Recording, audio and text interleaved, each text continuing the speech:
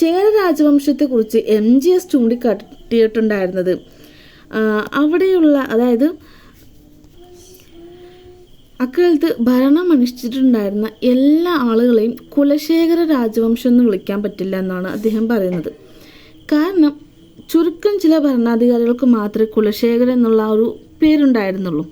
കൂടാതെ ആ സമയത്ത് ഹൊയ്സാലയോ അതേപോലെ തന്നെ ചോളന്മാരെയൊക്കെ അപേക്ഷിച്ച് വലുപ്പത്തിൽ വളരെ ചെറിയൊരു രാജ്യമായിരുന്നു ഈ രണ്ടാമതായിട്ട് വന്നിട്ടുള്ള ചേര സാമ്രാജ്യം എന്ന് പറയുന്നത്. രണ്ടാം ചേര സാമ്രാജ്യം എന്ന് ആ ഒരു ടേം ഉപയോഗിക്കുന്നതിൽ തന്നെ അതിൽ അദ്ദേഹം സംശയങ്ങൾ പറയുന്നുണ്ടെങ്കിൽ കൂടെ അദ്ദേഹം പറയുന്നത് ഇതിനെ രണ്ടാം ചേര രാജ്യം എന്ന് വിളിക്കാം എന്നുള്ള ആ ഒരു കണക്ക് കൂടെ പറയുന്നുണ്ട്. മാത്രമല്ല കേരള ചരിത്രത്തിൽ തന്നെ ചേരന്മാരുടെ കാലഘട്ടത്തിൽ സുവർണ കാലഘട്ടമായിട്ട് അദ്ദേഹം ഈ ഒരു ഏജിനെ കണക്കാക്കിയിട്ടുണ്ടായിരുന്നില്ല. 800 മുതൽ 1124 വരെയുള്ള ചേര ഭരണാധികാരികൾക്ക് കാലഗണനയുമായി ബന്ധപ്പെട്ടിട്ടുള്ള ലിഖിതങ്ങളുടെ തിരുത്തലുകൾ, വായനയുടെയൊക്കെ പുതിയൊരു എപ്പിഗ്രാഫിക് ആയിട്ടുള്ള അല്ലെങ്കിൽ എപ്പിഗ്രാഫിക്കിൻ്റെ അടിസ്ഥാനത്തിലുള്ള തിരുത്തലുകളും കാര്യങ്ങളൊക്കെ MGS ചെയ്തിട്ടുണ്ട്.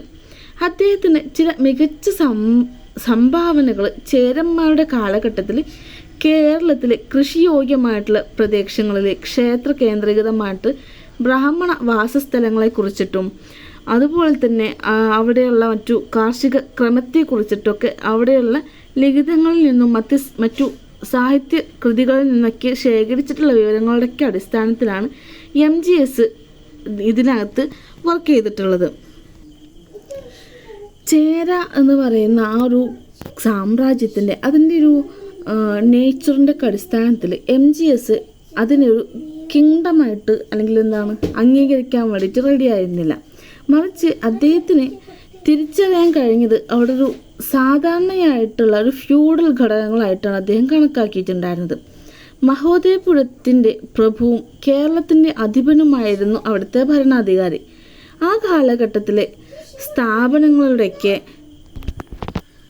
അദ്ദേഹം ആ ഒരു കാലഘട്ടത്തിലേക്ക് നിലനിന്നിട്ടുണ്ടായിരുന്ന സലൈകൾ, അവിടുത്തെ മാതൃവംശ സമ്പ്രദായം, അതായത് നമ്മൾ മരുമക്കത്തെ സമ്പ്രദായം എന്നൊക്കെ പറയില്ലേ, അങ്ങനെയുള്ള കാര്യങ്ങൾ, ദേവദാസി സമ്പ്രദായങ്ങൾ, അങ്ങനെയുള്ള എല്ലാ വശങ്ങളെക്കുറിച്ചിട്ടും ആ ഒരു സമയത്ത് അദ്ദേഹം വിശദീകരിച്ചിട്ടുണ്ടായിരുന്നു. അവിടെയുള്ള പട്ടണങ്ങളെക്കുറിച്ചിട്ട്, അവിടുത്തെ വിപണികളുടെയൊക്കെ സ്വഭാവം, അങ്ങനെ എല്ലാം അദ്ദേഹം പരിശോധിച്ചിട്ടാണ് അദ്ദേഹം ഇതിനൊരു സാമ്രാജ്യം എന്നൊക്കെയുള്ള രീതിയിൽ പറയാൻ പറ്റില്ല എന്നൊക്കെ പറഞ്ഞിട്ടുണ്ടായിരുന്നത്. കേരളത്തിലെ ബുദ്ധമതക്കാർ, ജൈനമതക്കാർ, ക്രിസ്ത്യാനികൾ, മുസ്ലിങ്ങൾ അങ്ങനെ തുടങ്ങിയിട്ടുള്ള മതവിഭാഗങ്ങളുടെയൊക്കെ ആദ്യകാലത്തെ ഒരു അധിനിവാസം കേന്ദ്രങ്ങളെക്കുറിച്ചിട്ടൊക്കെ അദ്ദേഹത്തിൻ്റെ നിരീക്ഷണങ്ങൾ പ്രധാനമായിട്ടും പറയുന്നതാണ് കേട്ടോ. അവിടെയുള്ള ഹിന്ദു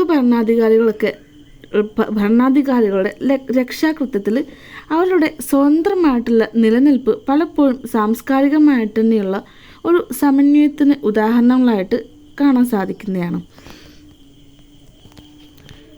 അന്ന് നിലനിന്നിട്ടുണ്ടായിരുന്ന ആ ഒരു സാംസ്കാരികമായിട്ടുള്ള അതേപോലെ തന്നെ അവരുടെ ആ ഒരു ബന്ധത്തിനെയൊക്കെ ചിത്രീകരിക്കാൻ വേണ്ടിയിട്ട് MGS സിംബയോട്ടിക് എന്നുള്ള ആ ഒരു വേർഡാണ് യൂസ് ചെയ്തിട്ടുള്ളത്.